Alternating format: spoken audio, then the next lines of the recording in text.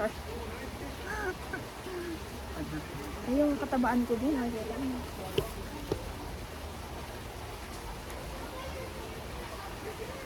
Parang mababas.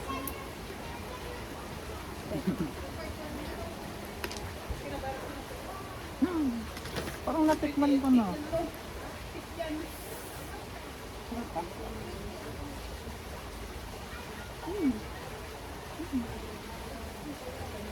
Ang sarap na masarap. Ang masarap pala, be. Sarap naman. Ay!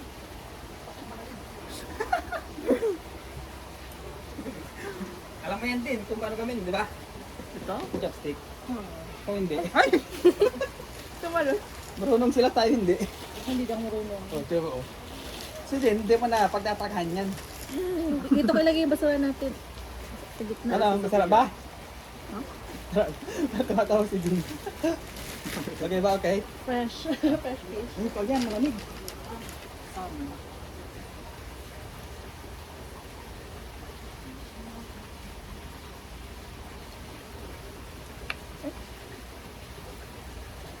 Ano ko yung ano natin? Ikaw pa lang. Ano yung malamig? Yung hahalo to? Hinahalo ba ito, kuya? Oh, haluin nyo. Kasi nandyan yung mga mayonnaise niya. Mm.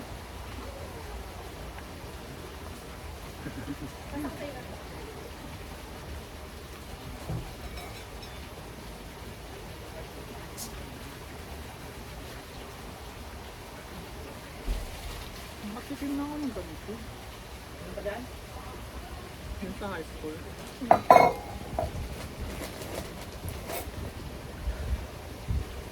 Hindi ka pa nakakita. Ayaw kasi lang ron. Dito, nakalagila ako ng dito, di ba kung ano basagin? Kailangan. Ito mabasagin, bawal, di ba? Nakalimutan ko.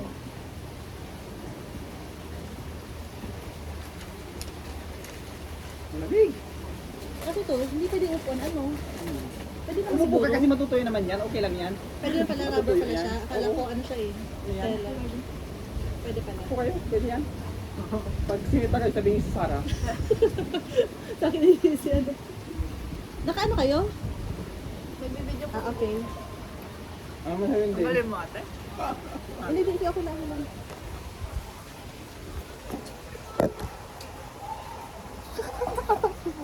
May baso yun, no?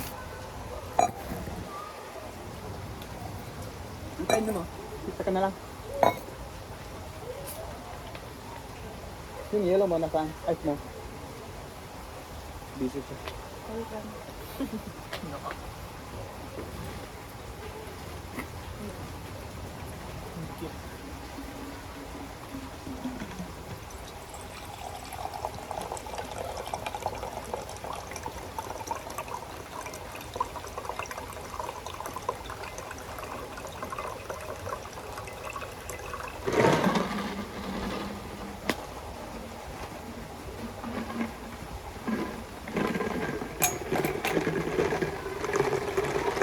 Kulang yung yellow mo.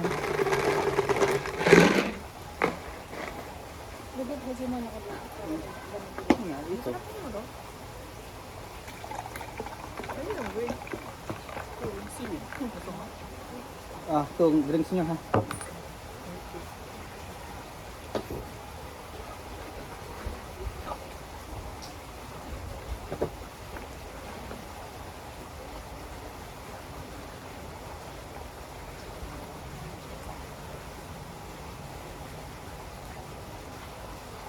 Ulaan tayong photo. Hindi ako na photo.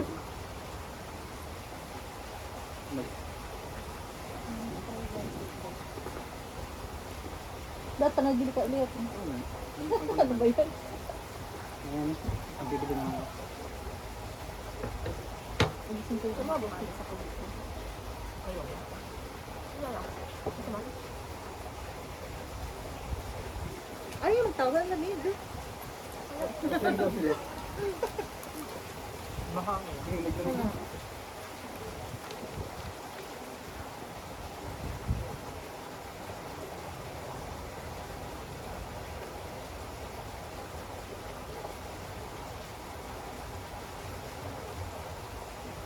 Pati yung ano, dun sa rules nila, pati yung bola, bawal. Bawal yan. Kasi gusto ko sana mag-ano yung inflatable lang na pwede mag Ay, yeah. parang volleyball. Bawal. Bawal? Eh, yung ganun Siguro, ate. ay siguro din na maingay lang or ano, no? Eh, yung ganun eh. Alin? Parang sa labida. Pwede lang. Pero yung ball lang, nakalagay yung mga parang ball games, bawal daw.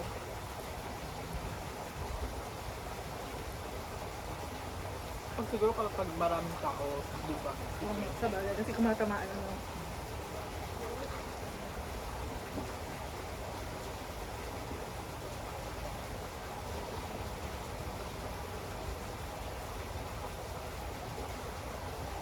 Nung pumunta kami dito dati, ano pa sila, may reservation. Mag-message ka pa sa office bago ka makapasok dito. Kasi nung punta kami, hindi kayo makapasok dun sa gate. Bakit bawal? Message namin. Nagka-reserve pa daw kasi dahil ng COVID. Oo. Pero ngayon wala na. Anytime pwede na pumasok.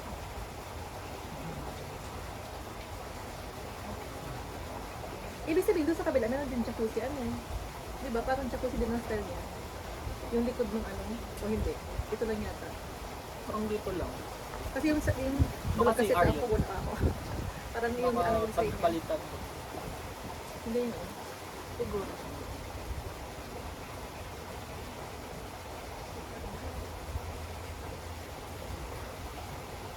Balik yung wallet ko. Balik ako. Balikan ko. Yan lang Eh, kaya. bakit ay, baka lang kumain, baka mawala ka.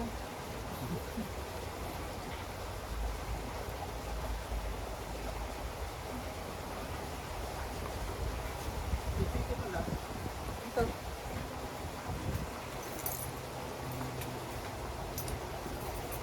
Isyak mga kung buhay pa si Dita. Baka mamaya yan.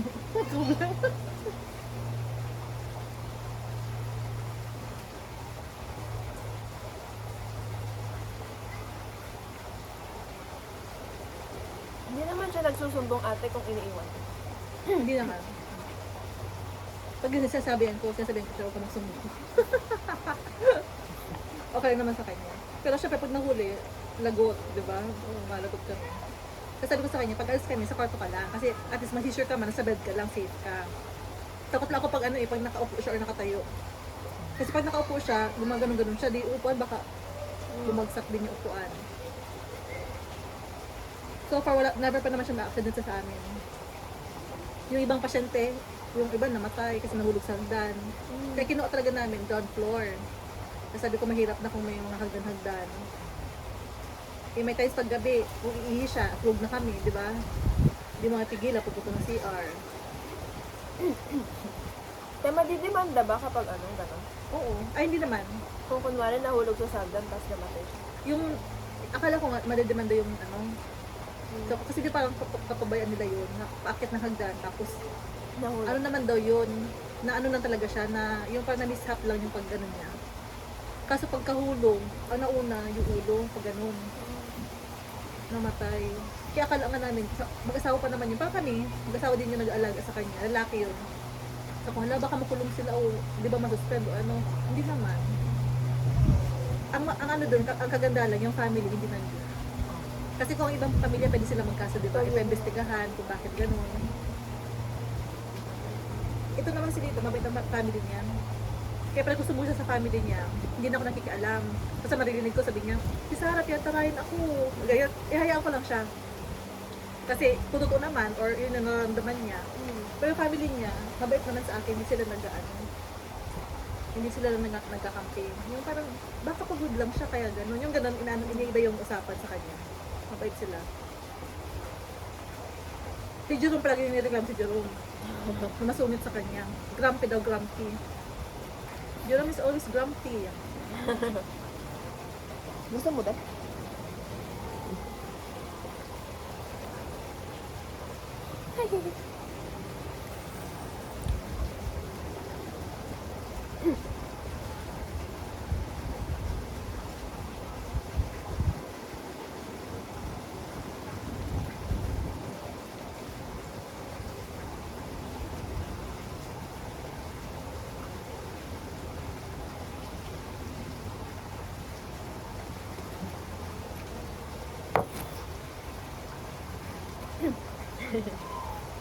Lagi may tanong.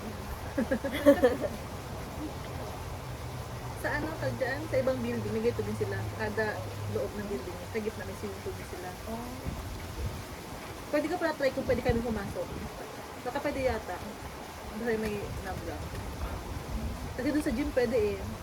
Baka pwede. Ay, may gym din. May gym din. Katabi ng gate room. Last year, na-addict kami sa ka-gym. Kapayat.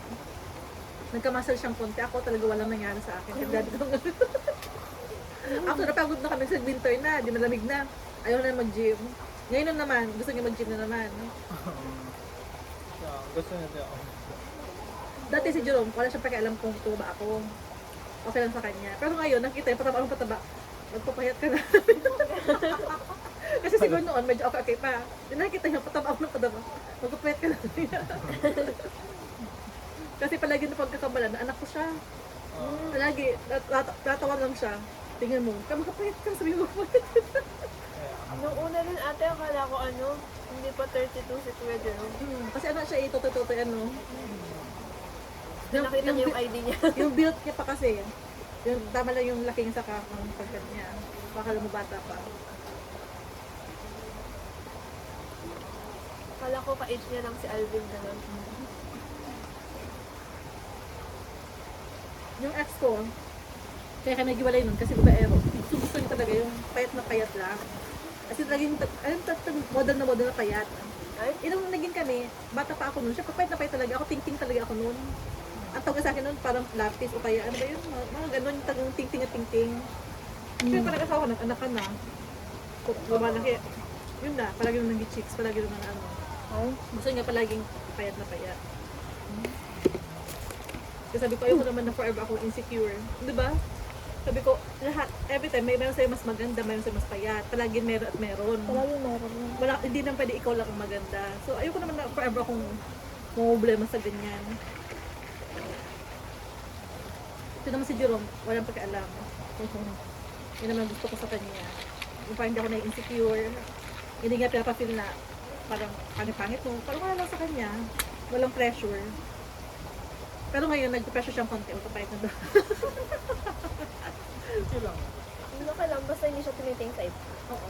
Okay naman. Saka ako, sabi ko sa kanya, okay lang naman na tumingin ka. Kasi natural naman sa atin pag may maganda or gwapo. Natural naman, kasi mata ka nga. Tingin ka talaga. O kaya natural lang naman yung parang, ay, ang ganda. Oo, nag-appreciate ka, di ba? Sabi ko sa kanya, okay lang yung pasa ko. Pero yung magbubusina ka pa o kaya mag-video, gano'n. Yun ang, Iba na yan, yun ang ibang usapan mali, na yun. di ba? Sabi ko, i-control mo lang, natitingin ka lang. Ganun, okay lang yan. Sabi ko, ako din, pag titingin ako, di okay lang dapat din sa'yo. Ganun lang yun. Okay lang naman sa kanya. Hindi naman siya ano. Kampante ako sa kanya, wala siyang yung sa mga message, wala. Saka siya open lang din. Mag-check ako kung gusto mo mag-check o ano.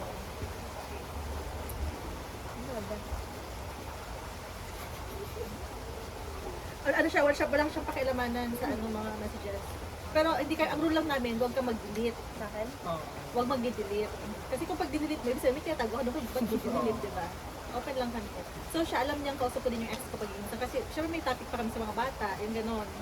Siya din naman sa ganon din sa ex niya. Basta open lang. Kung yung ex niya, hindi ko feel. Ay, bakit? Kasi ano, tawag dyan? Kasi ano yung tawag dyan yung nag-message siya one time sa kanya. Hindi ko ang point ko, kung mag-message ka, yung prank ka na lang na hi, hello. Ang message niya, yung unggoy, parang ganon. Pero ang ano, sa dialect nila, panggalatok, diba? Parang unggoy. Di tanong sa sabi ko, ano ibig sabihin nito? Sabi niya, unggoy. So, ba't natawag ka niyang unggoy? Wala lang, siguro ng asar lang. Sabi ko, sabi ko, turuan mo ako ng dialect niyo sa unggoy ka rin. Ako nag-reply ng dialect niya, mas unggoy ka. Sabi ko, pero hindi alam ng babae na ako ang nag-reply. Mas unggoy ka. Sabi ko kasi parang para sa akin, harot yun. Kasi ex mo na siya eh, ba't ka pa kung may kailangan ka, mag-diretso ka na lang. Para sa akin, diretso mo lang na, hello, yung mga anak mo, o yung anak mo, ganyan-ganyan, di ba? Ba't ka pa mag-unggoy? Parang mapansin. Sabi ko, mas unggoy ka. Simula nun, never nag-message. Siguro gets niya ako yun. Sabi ko, hindi naman ako sa kanya insecure. Pero point ko, maging ano ka lang, wag nang mga ganun-ganun. Maging civil ka lang, makipag-usap. Kasi kung ako, gagawin ko ex ko, ibig sabihin, nakapansin ako. Di ba? Parang unggoy. Di ba parang ganun? Ano din ang pagka-unggoy? Oo, ibang dating sa akin yun. So sabi ko, saka ako kasama, ako lang pwede mag-ukray sa'yo, hindi siya. Diba? Ganun lang yun. Tama, tama.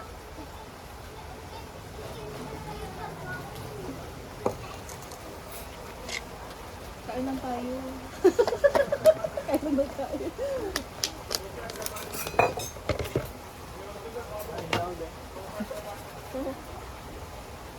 Sayang di dito nag-deliver ang ano, Domino's. Malayo yata kasi. Yung Domino's pizza. Kung nasaan. Kasi pa nag-order doon, may ano siya, may points, di ba? Complete mo yung points. Pag nakompleto mo, may libre kang pizza. Dito wala. Turn off. Turn off? Ah, na-turn off sa kanila. Pwede yata i-off? Enough nila. Hindi ko lang. Baka may switch. Baka may switch mo, hindi natin alam. Di ba? Ano kasi may bata eh. Baka enough niya.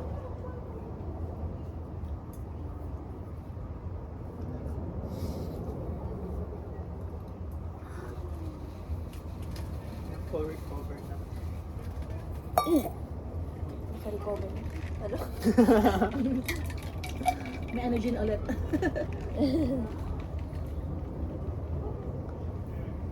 Ba? Malaki pala abs ni Din. No? Sabi ni Kuya Jerome sa group chat, malaki pala abs ni Din.